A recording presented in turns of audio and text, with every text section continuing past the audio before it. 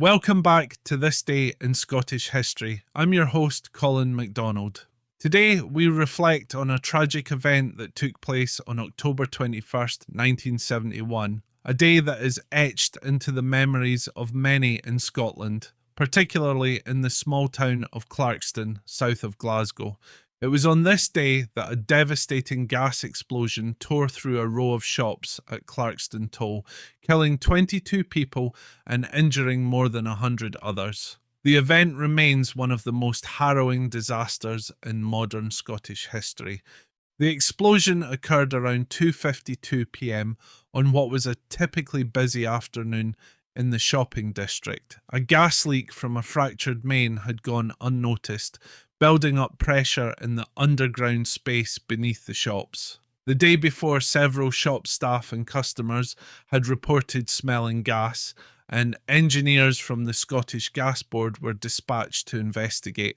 However, despite their efforts, they could not find the source of the leak. The engineers were still present when the following day the gas ignited, resulting in a catastrophic explosion.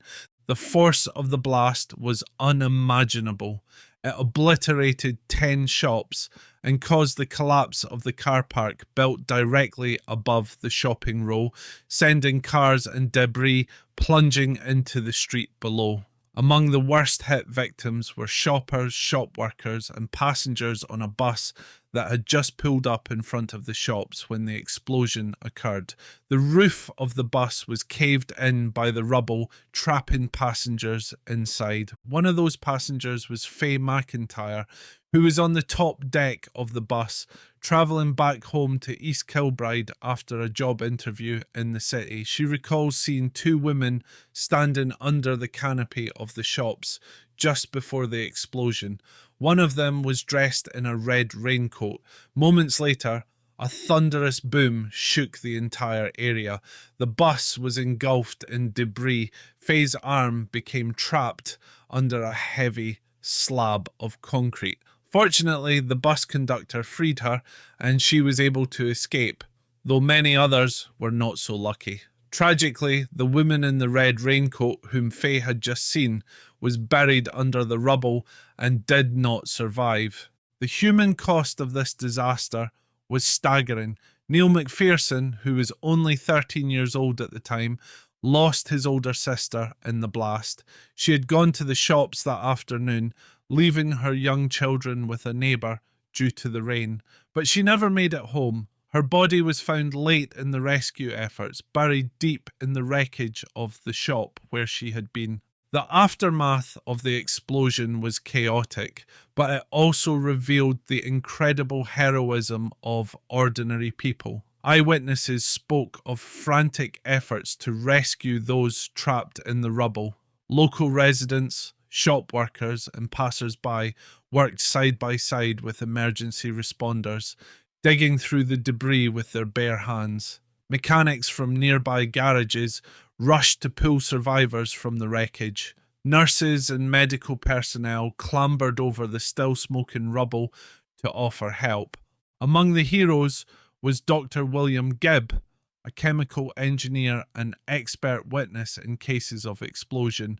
He was tasked with investigating the cause of the disaster. His findings were sobering. A crack in a cast iron gas pipe, located about 3 feet underground, had caused the gas leak.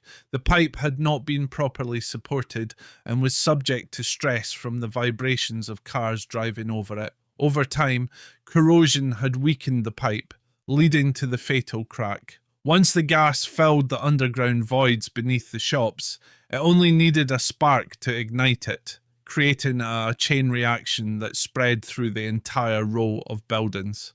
A fatal accident inquiry was launched just weeks after the disaster.